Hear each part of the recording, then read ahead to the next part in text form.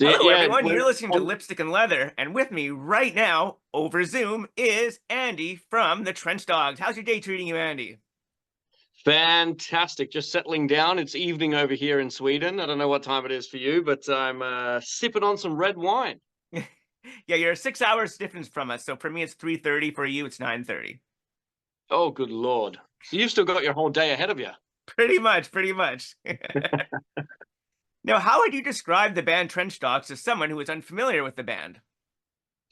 But when people find out and they go, "Oh, you're in a band," I just always describe it as rock and roll, just basic rock and roll, you know. And then if they get any more detailed, I usually tell them it's not for them. It's not for you. Oh, you have the old shirt. I do. That's the first ever show. I just noticed that. That's the first one we ever did. Oh my God. That's so rare. Oh, No I one has know. that. Where did you get it at the time of release or Yeah, I did. I got it off the website at the time of the release. that's insane. I never see them ever. Like when we tour around, I never see that shirt. Bloody hell. Look how skinny and beautiful I was on the shirt there and compared to now. Now, will there be a third video off Stockholmiana? Quite potentially. There's some things in the works. And there's some things that we're not allowed to do, and there's some other things we are allowed to do. So yeah, I think that's a very high possibility. Maybe it'll be I'll be your silver, you'll be gold. That is my favorite track on the record, for sure. I like the storytelling of it. And recently we were playing together with Vridup, a Swedish act that has the original drummer of Hanoi Rocks and Dande Lagerstedt from Easy Action and Andy McCoy, Building on Tradition. And just hearing those guys backstage singing "I'll Be Silver, You'll Be Gold" was like one of the coolest moments I've ever had playing music. Being like, "It is a good song. I knew it was a good song." If fucking Jip Casino was singing it, Danny Lagerstedt, it must be good. It's one of my favorites off the album too, so I totally agree. And there should totally be a video, and it should be the third single, I think. Yeah, I think Matthias's guitar playing is just incredible. Like, it's so simple. The guitar solo in that song is probably my favorite on the record. Like, it doesn't need to be too much, just no bells and whistles, just bloody rock and roll, Mhm. Straight up rock and roll. Done, dusted. Has the band started writing a follow-up to Stockholmiana? Yeah, yeah, we're contractually obligated, and we're you know, Trench Dogs has always been a band that we kind of learned on the fly. Like when we started, I mean, I still can't really sing, but back then I couldn't sing a note. And the drummer didn't own a drum kit, guitarist didn't own a guitar. We kind of just put everything together, and each time it gets better and better. So this new one we've started working on, I think it's going to be the best one so far, like by a mile. I mean, we're just a bunch of idiots who have kind of learned the job whilst being on the job. Now, how is your mom's reaction to hearing Pumpkin Soup? Oh shit, that was really crazy because that song is autobiographical about kind of my life from growing up in Australia and then moving to Sweden and kind of all of that. And the song, if you break it down, it's basically a letter to mum, kind of apologizing for being such a little shithead growing up. And I told mum about it before she heard it, and she nagged me all through production like oh, I really want to hear the song, I really want to hear the song. And eventually I sent her, I think it was the no, I waited till we had a master because I was like, if mum's gonna bloody hear this, she's gonna hear it when it's bloody done. So I sent her the master well before it was released, and mum said she pulled over the car and cried because this it's not that it's that sad, but there's just so much stuff from my childhood and from our life in Australia in there, stuff which is kind of a stupid way to write a song, really, that isolates all of your audience. It's like it's hey, this song's just for mum. But it is kind of just saying sorry. But yeah, when mum told me she pulled over the car and cried on the side of the highway, I was like, oh shit. Well, at least that song has one audience, mum. Now, are those chickens in the shapeshifter solo? No, no, that's our bass player Daniel. Um, I think he'd had a few whiskeys by that point, and I fought tooth and nail to keep them in because everyone was like, "All right, that's funny, but let's get rid of it." And I for some reason I put everything I had into that one street, and I went, "Nope, we're keeping them. We're keeping the animal noises." And then I don't know if you've noticed, but there's a little cough as well. Mm-hmm. Just Um, before. just after the solo, when it goes to the breakdown part, when it's just on the drums, there's a Mm-hmm. disgusting guitarist cough, like this really gross. And at any point they could have removed any of my vocals on the whole album. I wouldn't have cared, but I fought everything in my soul to keep that cough. I said that's the most real thing on the album. Keep that in there. Save that cough. Have you ever been to the Stockomiana section in a library? No, because my Swedish comprehension sucks. I speak Swedish, but reading it, because I learned Swedish by listening to people talking. So like I didn't read it the proper way, which is learning how to write and spell and all that. So I never learned that. So my Swedish comprehension is terrible. But also the Stockholmiana section was probably pretty small. I'd imagine in Stockholm, which that album title in itself was a bit of a mistake. I think. What do you think? When you first saw it, did you think it was Stockholm Mania? Yeah, I gotta admit I did. We blew it. But then it raises the question of for the third record, like we have to kind of one up ourselves. We can't do anything that's less annoying than Stockholmiana. It has to be something that's even more annoying. It's like there was an Australian band, I think they were called Cyclone Tracy. Their first album was called One Eye, I as have in a it. reference. You got One Eye. I do. All right, and they said, how do you top an album called One Eye? Do you know the name of the follow up album? I don't remember that one, no. Schlock.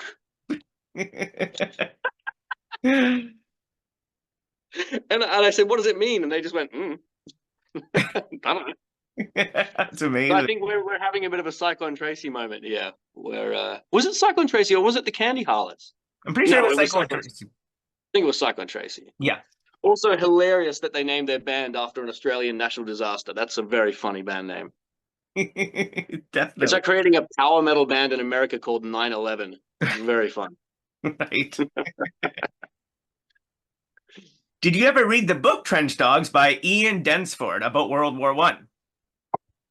I haven't, and I regret it ever since because when we first started Instagram like 12 years ago, there was only us on the hashtag. And then suddenly this guy came on the hashtag, and I thought it was so amazing. And I chatted with him back and forth. I think he even offered to send me the book, but I told him I'd buy it, but I never did. And I regret it because, I mean, it's right up my alley being a history buff and a World War One. I mean, I'm reading Siegfried Sassoon's war poems at the moment. Like, yeah, I have to get on it. That dude's a really nice guy, Ian Densford, which is always very funny that even to this day, when you Google trench dogs, he's still on there. Yes. I wonder who's more successful. I have no idea. Probably him. Now, what is the difference between playing in bands in Australia, of course, where you were born, and playing in bands in Sweden, which now you're doing? Well, the thing that Australia didn't have, which is kind of the reason that I left, was a scene at that time for this type of music. So we're talking 14, 15, 16, 17 years ago. Um, I was the only kid in the outer eastern suburbs of Melbourne who had lipstick and high heels and leather pants. And I just got my ass kicked everywhere I went. Absolutely everywhere. Teeth busted, broken bones, and we had a band and we got quite popular in like the underground, like underage circuit when I was a teenager, just because we were really bad at playing music, but we would puke on ourselves and punch each other in the faces and kind of real Gigi Allen meets the New York Dolls kind of stuff. But when we sucked at music, and eventually everyone cuts their hair off, they're sick and tired of getting their asses kicked. So I kind of was just looking at like what's next, because I knew I wanted to play music, but Australia wasn't really the place at the time. I mean, this is kind of before social media as it is today. Like growing an online fan base was basically impossible in 2008, 2009. So I heard that there was a great scene in Stockholm. So I just kind of fucked off in 2010, came over here and had no plan. And now I have nothing. So I think it worked perfectly. And I'm still here, 2024. And I've become a Swedish citizen. And one of the sad things was, though, that mythical music scene that I always heard of, it had kind of ended by the time I arrived. By the time Trench Dogs started, it was kind of like playing in a vacuum again, which was it's one of those things where I'm like, I got to go to Sweden. There's a music scene. And by the time I got there I mean, I moved to Norway first for 2 years. And then in 2012, I came across to Stockholm and the scene was kind of over. So we ended up having to do Trench Dogs in a vacuum anyway. So. Now, yourself and myself, being a fan of Hardcore Superstar, is this why the band got Max Leinberg to direct a Trench Dogs video? Yeah, I mean, Max Lundberg he's the best. Like he is, I don't know if he already is, but he's going to be one of the greatest music video directors that Sweden's had in a long, long, long time. He's absolutely fantastic. And working with him was really fun because like myself, I know myself by this point, I'm 32 years old. I know that I'm an acquired taste. I'm just extraordinarily obnoxious. And I the whole time we shot the video, I thought, this guy, he really doesn't like me. But I don't blame him because I am a bit of a bitter pill to swallow sometimes. But then I heard through a third party that Max had said about me. He said, yeah, I thought that guy was really weird, but then he grew on me. I quite liked him. So hopefully we get to work with him again. But he was so professional with everything he did. He's fantastic. Awesome. Now, Trench Dogs have 4 terrific singers that make the background vocals sound terrific. Now, Daniel Ekholm sings Flatliners. Any chance of any of the other band members singing on a future album? Oh, I hope so. And it's kind of that thing of like, we have something that's quite unique, which is having like 3 vocalists that are better than the lead vocalist. That's quite rare in in music these days. Like we can do all the shit that the Sweet did. So I hope we can kind of adapt our writing around that a bit and kind of use that strength. Like when we go up on stage, there's no click tracks, there's no backing vocals, there's none of that bullshit. It's just plug and play rock and roll. And we actually are really lucky to have those singers. But I've always, Matthias, our lead guitarist, is a fantastic singer, just like Urban and Daniel as well. But Matthias has written this incredible blues song that when he sings it, there's no chance that I want to sing it because he's just so good. So I think it's cool too, because like being the lead singer, you get too much attention. You're always the guy that stands in the front of the photos, and you're the guy that is kind of like I guess kind of lame to say, but like the face. It's kind of like, oh, the singer, he's the face. And that's kind of stupid because I'm probably the worst musician in the band. And these guys are my best friends. So yeah, the more the better. I really think we should do a bit more because Daniel singing Flatliners is so cool. I think we should use it if we have it. Definitely. Now, you love visiting Japan. What are some of your favorite things to do in Japan? Because I've never been to Japan and I'd love to go someday too. Oh, you must. It's such a fun island. Drinking is the number one. Big fan of Japanese rice-based alcoholic beverages. Very big fan. Just drinking and I mean the country's beautiful. The whole country's like a museum of culture. It's fun to travel around and go to small places that are kind of less touristy and shock people by turning up and being a white guy who can kind of speak a little bit of Japanese and then drink everyone under the table and then leave. That's kind of a fun thing. You check out any of the bootleg stores there? Yes. I mean, all of my favorite music was really big in Japan, like the New York Dolls and Hanoi Rocks and the Dogs d'Amour. So like, I had a few moments when I was like in country towns and they had like a secondhand clothing store, which in almost every country on earth you wouldn't expect to see a New York Dolls t-shirt in the window, but that's Japan. That's Japan for you. Now, the band is signed to Wild Kingdom in Stockholm, Sweden. Have Trench Dogs, any American labels expressed interest in signing Trench Dogs, like Frontiers or some other international labels? No, nor do I think I'd be super keen on that. One of the best things about being on Wild Kingdom slash Sound Pollution is the fact that they are local. Mm-hmm. We know them by name and face, and they have a physical office and a physical record store in the center of town. And I don't know, just I feel like a band like us who's kind of a bit unconventional, if we signed with Frontiers or something, I feel like they'd just chuck us up on a shelf, put us up there, kind of this band from Europe. It's like, all right, you guys live there. So I mean, it's not like Sony's been knocking at our door anyway, but pretty happy with where we are. Trash Dogs has always been kind of like a home done thing in our own way. Like for over a decade, we had zero industry support. Now we do, Mm-hmm. but so it kind of feels natural to be signed to a label that's local and cares about us and knows us by name and face, and people from the label turn up at all our shows when we play in Stockholm. And I don't know, that feels a lot nicer than just being like signing a contract and then to some faceless, nameless company somewhere else. Hey, plus people like me, international, being from Canada, I ordered the latest album on Amazon. I ordered the other two directly off the website, so it's still easy to get. Yeah, the international distribution is pretty handy. Mm-hmm.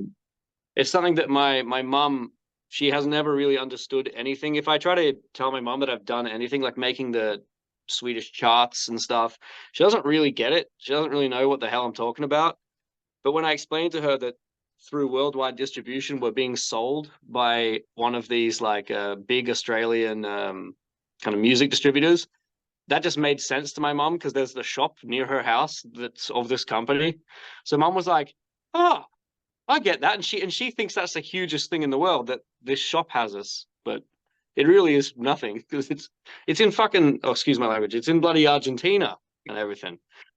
That's weird to me. It's weird to me that some Argentinian bloke is walking into a shop and walking out with Stockholmiana on LP. That's a strange feeling.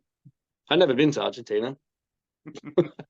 All right, now would you ever consider writing with the singer of Panzer Princess, Kelly Morg, of course, the original Trench Dogs guitarist? Would you consider writing with him again? Because I know he co-wrote on the first singles.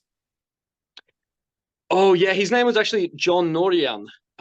He replaced Kelly in on vocals in Panzer Princess. But yeah, John Norian, he's fantastic. I don't think he would like to work with us again, but but I'd definitely like to work with him. He's a real proper punk, man. He's something else. I'd love to work with him again. The thing for me is, you might remember on your T-shirt, there's a Greek guy called Lee. That was our original bass player. Right. He's based out of London at the moment. We had to fire him, sadly, and he was one of my best friends ever, and I'd love to play him. I really hope one day we do another London show and everything lines up and we can bring him up on stage to play a couple of songs with us. That'd be really fun. That'd be really, really fun. Because he was there from day one. After I was in Norway for 2 years, I went back to Australia and I actually took him to Sweden to start Trench Dogs. But sadly, he just lived in my kitchen for too many years, and then we had to fire him in the end. Now, would Trench Dogs ever record a holiday song, a Christmas song or something maybe down the road? I've done a Christmas song on the last track on the first album. A Year of the Dog, the last song called Buzzards. It's technically a Christmas song in the same way that Die Hard is a Christmas movie. The song takes place at Christmas. Now, I think it'd be fun to do a New Year's Eve song. That'd be kind of cool. that would be pretty cool. That's a road less traveled. I mean, everyone's sung Run, Rudolph, Run. No one's ever sung, Happy Bloody New Year. That'd be cool. It's a good idea.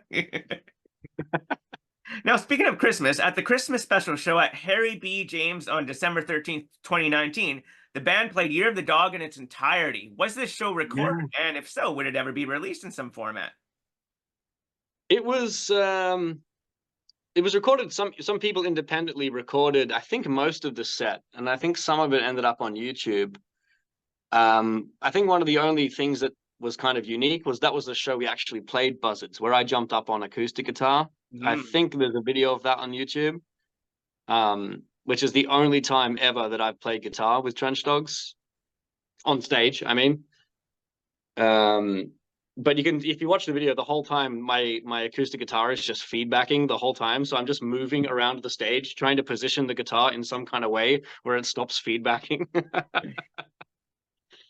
But yeah, hopefully we can do a bit more of that. It's fun to jump up and play guitar, and there's so many Trench Dog songs that are primarily kind of acoustic based. So having two electrics and one acoustic could be kind of fun. We should really do that a bit more. That'd be cool. Now, how is the fish piss drink in the Homesick Parade video? The what? The fish piss drink that you were drinking in the Homesick Parade video. What the hell is that? Fish it's in the video. There's one little clip of you drinking it, and it's definitely called fish piss. What? I can't even think of what this could be. Well, I'll tell you right now, it probably wasn't fish piss. Fish piss. Do you have any other descripting words to describe what I was drinking? No, but that's what it said on the label. That's all I can tell you. Fish piss. I have to watch the video again and find out what you mean by fish piss. Yeah. It was probably panda bear piss, imported from China. It probably wasn't fish. It was probably panda bear piss. Okay. Interesting. Well, I'm sure it was better than the kumis, the fermented Mongolian horse milk.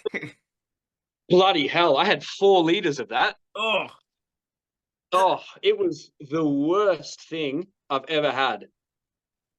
And the thing is, I love extreme flavors of all kinds, like be it food or with booze. There's nothing that I wrinkle my nose up. But when you have fermented Mongolian horse milk, at least make it above 2% alcohol. Like if that was 30% alcohol, I would be yumming it up like a happy boy. But the fact that it's 2%, so you're like, I've got to drink 10 liters of this to get a slight buzz. Can't get that. I'm not doing it. So I had just 4 liters of fermented Mongolian horse milk in my fridge for months, until my ex-partner basically forced me. She had an intervention where she's like, Andy, the horse milk has to go. It's me or the horse milk. I couldn't get through it. Ugh. By the way, this is the most well-researched interview I've ever done. And I've done quite a handful of interviews. I feel like you're about to tell me my social security number and my mother's maiden name. Well, thank you so very much. That's awesome. Now, I know you love your sake, and I want to try Honjozo at some point. But for a casual sake drinker like myself, what would you recommend? A couple that I should try if we could get them in Canada, that is. Ooh. Oh, yes, everything's available in Canada. I wouldn't recommend starting with a Honjozo. It can be a bit savory. I think you should go for something a bit soft, like a Junmai Ginjoshu, which means that each rice grain has been ground down to around 60% of its original size. Because inside of every sake rice grain is pure starch. And the more you grind it down, the more you're getting to pure starch. And that's what you convert into glucose, and then that gets converted into alcohol. So you're not getting as many fats and lipids and proteins. So it's going to be a little bit more elegant, a little bit more refined, and usually, but not always, more on the fruity and floral kind of side. Okay. Go for a Ginjo style. That's a good place to start. I'll do that then. Now, when you played with Michael Monroe's one-man gang tour, Swedish Leg, and Tyler's Dogs to more in Sheffield, England, did you get to meet Michael or Tyler? Not Tyler, because I didn't want to bother him. But I when Tyler was on stage, of course I was sneaking. I did a little sneak, and I sneaked backstage and instantly got caught. And when I was caught, I apologized. And then the guy said, "Ah, you're Andy Hekkandi, right? From Trench Dogs." And I was like, "Yep." And he goes, "Ah, come on, man." So he took me up onto the stage. So I got to watch Tyler from the stage. When he finished, I didn't want to bother him, even though he's my favorite singer of all time. I was like, I won't bother him. But since then, I wouldn't say we've become mates, but we often communicate through other people. He tries to pull jokes on me all the time and calls me very hurtful names, and I reciprocate that back to him. And he sent me one of his bottles of wine. The bottle of red. It was very cool. Michael, however, when we were on the Michael Monroe tour, the one that didn't get cancelled, he's cool as shit. Michael Monroe is just super cool. My first interaction with him was after they got off the bus and we'd finished sound checking, and then they started sound checking. Michael came up to me, and I was wearing this red Tokyo-based Pink Dragon Edward coat. It's the same one that Michael wore. I forget on which photo shoot, but one of the big famous photo shoots, he wore that exact same Edward coat. And Michael comes up to me and he goes, "Wow, man, nice coat." And I was like, "Yeah, it's from Pink Dragon in Tokyo, where that's where you got yours." And he goes, "I never had that coat." And I was like, "You wore it on an album cover." Like, it's the same one. This is also from the 80s. It's from the same shop. And he's like, "No, man, I never had that coat." And I was like, "All right, fair enough." And then he asked us for a knife. He's like, "Hey, you guys got a knife?" And I was like, "No, I don't have a knife." And then he goes, "Rock and rollers these days."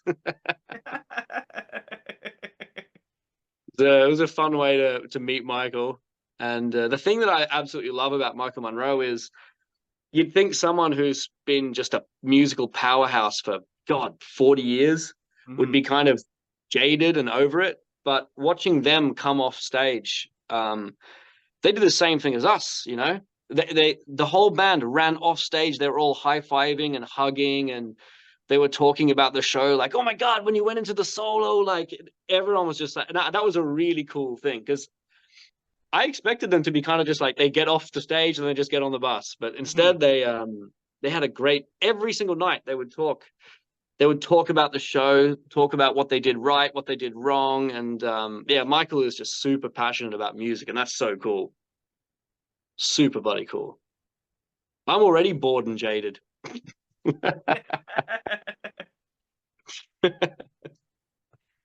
All right, now I could be wrong with this, but I believe that 50 copies were released of Bloody Noses and Beers, 50 copies were released of Fashionably Late, and 50 copies released of Wine Stained Eyes. Is that the reason there were only a limited amount of 100 copies of the early years, to kind of keep the numbers low and make it kind of a rare kind of collector's thing like those EPs? None of those numbers are correct. Okay. Blood, Noses, and Beers was never released physically. Fashionably Late was, I think it was really limited, like 150. Okay. And then Wine Stained Eyes single was never released physically. It wasn't until the first two albums that we started to do vinyls and mass big numbers of CDs and stuff. So, I mean, if you have the shirt, do you have Fashionably Late? No, but I have the early years, 19 out of 100. Wow. Yeah. Yeah, we were asked so much to repress that. So I think it was a good idea. We just put all of that together because it was never released physically. So putting it all together. By the way, the album cover for that, the early years compilation disc, that photo, do you remember in 2012 when they said the world was going to end, right? Yep. Oh, there it is. There it is. Yep. That photo was taken on the day the world was supposed to end. Wow. That was taken in Australia. When I just flown back from Norway, and I had in my pocket a one-way ticket to hell, the Norwegian town of hell, and I had that in my pocket. And that photo was taken on the day they said the world was going to end. I wasn't buying it; it was too warm. Mhm. The world never ends when it's warm and sunny. It was beautiful. Cheers. Cheers. Yes. All right. Now, Trench Dogs had a single for Weinstein Eyes that didn't make the song Weinstein Eyes, but Weinstein Eyes finally was released on Stockolmiana. Now, is there a track written for Bloody Noses and Beers and a track written for Fashionably Late? No. But I love that you know all this stuff. It's, you know, when we were doing press for Stockolmiana, when I would just get like, a phone number, sorry, like a time, the label would send me at this time on this date, you're going to get a call from this magazine. The questions you would get would be like, who has the best hair in the band? And I would answer just like, I don't fucking know. Excuse my language. Like, I don't care. Or it's like, so what are your inspirations? Like, you actually know all this crazy stuff. That's wild. I even forget what the question was. If there is ever Ah, going to be a yes. track written, or if there was a track written for Bloody Noses and Beers and Fashionably Late, because I know there was a track written for Wine Stained Eyes that actually That's made the right. latest album, Stockolmiana. I think that came about because the song Weinstein Eyes was in the conceptual form for so many years and it never worked. Mm-hmm. So even back then, we were supposed to have it on that single, but it just sucked. We couldn't get it right. The song never worked. It didn't even make the first album. It made the second one. It just stuck around for so many years. But I think the drummer Martin was lobbying for it for like 6 or 7 years to try to bring it back and make it into something. But the thinking of around the time of making that single was we'd thrown away the song. We're like, all right, enough with Weinstein Eyes. It's terrible. It's never going to work. But the title is really nice. It kind of flows in the mouth. Wine-stained eyes, kind of like Celador, Celador. So we used it. And then when it was brought up later on the second record, when they were like, oh, is it weird to have a song called Weinstein Eyes when we had a single called Weinstein Eyes? And I said, yes. Now let's do it. Confuse people. That's good. Now, you did some recording with Martin Sweet of Crash Diet. Were these tracks released? Yes, that was actually Blood Noses and Beers. We Oh, didn't record with him, but he mixed it hmm. um, back in 2014. It was our first ever, we call them demos, but it was basically a single. But I think he was kind of starting to get into, now he does a lot of work for bands. But back then, I think we were one of the earlier clients, I guess. And I think he did a great job mixing that. Definitely. Now, the first show you played, you were 15 years old. Was it ever recorded? And what Korn song did you wind up covering? The fuck do you know that? I remember the Korn song. I don't know what it was called, but it was the one that goes, y'all want a single say, fuck that, fuck that, fuck that. Y'all want a single say, I whatever know that it. one was. Yeah. We got booked at a party, just like an Australian house party, way out basically in the countryside, east of Melbourne. And we were so happy. I was about 15. We got our first ever show. It was a paying show too. Promised $100 and a bottle of Jack Daniels or Jim Beam or whatever. And they said instead of setting us up in the house or in the garage, which would have made the most sense, they put us like outside, kind of where the parking lot was, under a tent, and it started pissing down with rain. So we were playing under a tent, playing like we've had some originals, and then a lot of like covers of Van Halen and then the birthday boy, we did a surprise for him, Korn, which I hated because I'm not really into Korn. And yeah, I'm sure the show was awful, but the real takeaway from it was I remember at the end, I mean, everyone was inside during our performance because it was pissing down with rain. At the end of it, I remember the birthday boy was standing there with an envelope in his hand full of $100, and instead he shook all of our hands and said, thank you for playing. So what we did was we went into the house with a pillowcase, and I think it was a pillowcase. It was some kind of cloth bag, and we loaded up all of the plates and cups and bowls, and we smashed them on the driveway. It was kind of like a fuck you, pay us, pay me. I don't remember why we were so mad. We really didn't deserve to be played. We sounded awful and no one was watching. But that's because it was raining. If you put us in the house, if we got to play in the house, it would have made sense. But instead we played outside in the rain. Yeah. That was the first ever gig I ever played. The second one was just as memorable, let me tell you that. I'll spare you the details. Don't worry about it. We got a little bar shut down forever in my hometown. Oh My wow. second ever show. Yeah, yeah, it was a bit of a mistake. Now I know you like the Canadian band Anvil. What are some of your other favorite Canadian bands? Kim Mitchell, might as well go for a soda. Right? There's nothing better than that song. It's so good. It is Canadian, right? Kim Yes, Mitchell. absolutely, absolutely. Yeah, yeah. That song is so good. I've tried to listen to other Kim Mitchell songs and nothing ever grabbed me as much as Might As Well Go for a Soda. It's such a good song.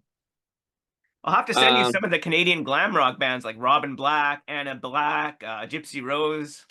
See what you think of them. yeah, I don't think I know too much about that. I mean, Canada has produced a lot more comedy that I enjoy. Everything from, Norm Macdonald and Tom Green, even the boys at Fubar. Yes, yes. Canada, I mean, being from Australia, Canada, you're kind of like the Australia of the Northern Hemisphere. We're kind of kindred spirits, the old Commonwealth boys and girls. Yes. All right. Now, throughout your career, you have covered tracks live and in the studio by Reckless Eric, Johnny Thunders, Rolling Stones, Runaways, Choir Boys, Smack, Hanoi Rocks, Slaughter and the Dogs, Johnny Thunders, Dogs D'Amour, Elvis, Rod Stewart, The League Bowlers, and the Dead Boys. Will there ever be a cover album? I wish. I think it would be such a great idea. Also, how the hell do you know so much as that? How the hell do you know that I've done uh, a Reckless Eric cover? That's insane that you know that. I actually don't think I even played them in Japan. I think they were on the set list, but I didn't end up playing them. How would you possibly know that? That blows my mind.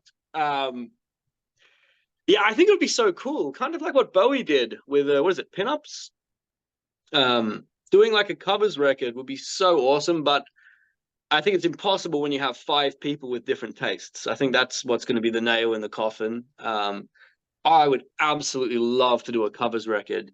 But I know how it would go. We would all think it's a great idea, and then three of the members pitch songs that I can't possibly sing, and then I would pitch songs that they say are too punk and too awful, and then we just end up quitting the band and killing each other and killing ourselves. So it wouldn't work in the end. Now, you have tried on Johnny Thunder's jacket. Do you own the jacket? No, no, but I tried it on, and I couldn't try on his shoes; they were too small. But I did write a song about those shoes that's coming out on an album that I have coming out, kind of like a separate project that's coming soon. Because when I've always looked up to Johnny Thunders. I had posters of him on my wall as a kid, and I've still got one back in the old bedroom on my wall. And it's one of my heroes. I love the way he wrote and the way he played guitar. It was so unique. But when you're sitting there holding a dead man's shoes, it kind of just makes everything like he just became so real and everything became so sad. And it's like, he was just a guy. And that's really sad. It's really sad that he was taken so young. Mm-hmm. Yeah. Surprised his jacket fit me though. It probably wouldn't fit me today, that's for sure. All right, we kind of touched this topic a second ago, but I'm looking forward to your acoustic project, Dynamite Drinking Club. Can you say who the special guests are, and is there a release date? I can't say who the special guests are, but I can. I know this is visual, and visual doesn't really work on this medium, but that's a quick snippet of the album cover. It's pressed, it's on vinyl, it's ready to go. Oh, wow. But within, let's just say, autumn, European autumn, that's when this record is going to be released. Everything's going to start coming out now. but there are some really cool special guests on it. Some people that I think are really brilliant that helped make this record happen. I'm so excited for the Dynamic Drinking Club. I mean, when it was pitched to the record label, the boss of the record label said, I love this. This is absolutely my type of music. I've never loved anything more than this, but I don't want to touch it. You cannot sell this. It's unsellable. So I was like, okay. So it's a bit of a unique, it's a collection of ballads, a lot of like piano, violin, Hammond organ, piano accordion. It's kind of a bit folky, a bit country, a bit punk, and everything's just sad. It's a really depressing record, really. It's not for happy people. I'm definitely looking forward to it. Now, I could be wrong with this, but are you also recording a solo album? And if so, would the track Black and White Brogues be on it? God damn it! You've done your research so well. That may or may not be track 4 on this record. Okay. It's not a solo album. It started as a solo album, but I mean, I started working with Anton Meriläinen, who is he played with Dave Cusworth from the Jacobites. So as soon as he came on board, it became our record. And so basically the core of the band is Martin from Trench Dogs, the drummer. And then it's me. And then it's Anton Meriläinen from the Cusworth band. And then it's Sebastian Kojikaru from the Cusworth band as well. And then a bunch of other guest musicians. But yeah, Black and White Brogues. I guess you've seen the video of me playing that with Stevie Clarkson from Johnny Thunders and the Oddballs on a boat. Yeah. Did you enjoy the song? I did. I thought it was awesome. I can't wait for the album. Cool. Then you might enjoy the album. It doesn't get any better than that. Now, what about some international touring? Canada obviously would be incredible. What about the US? Maybe a Monsters of Rock cruise or Rock Timber, any of those festivals like the Cruel Intentions and the Nesters and that all play on? Yeah, it is really hard having all of your friends being more successful than you.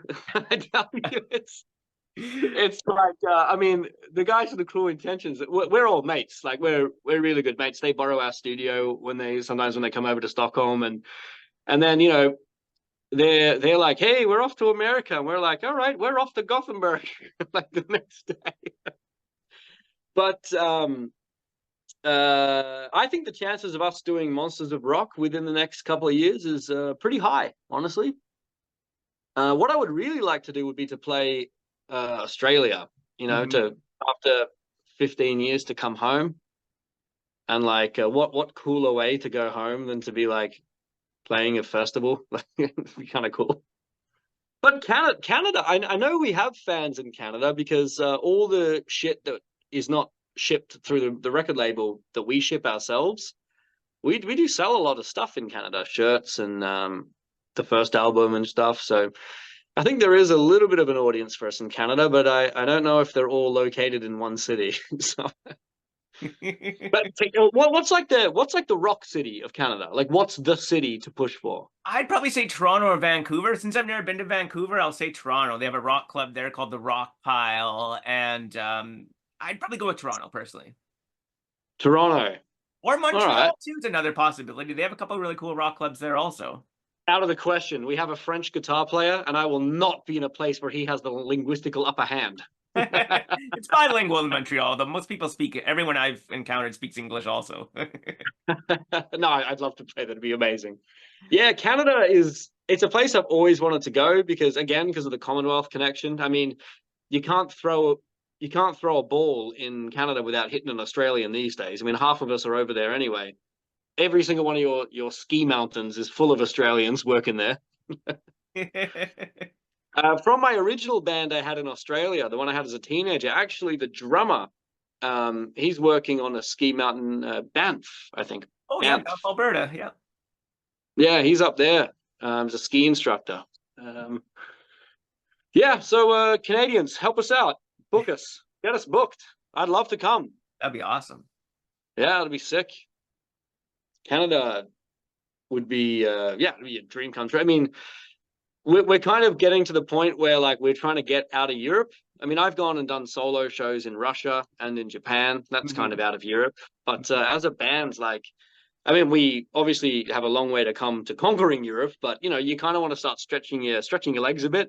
So Hmm. now we're kind of getting into the phase where we're trying to see what's possible if we can get the whole band to Japan or Canada, America, Australia. Like that would be really cool to kind of break out of Europe because then it would really feel like a massive level up. Like, you know what I mean? Hmm.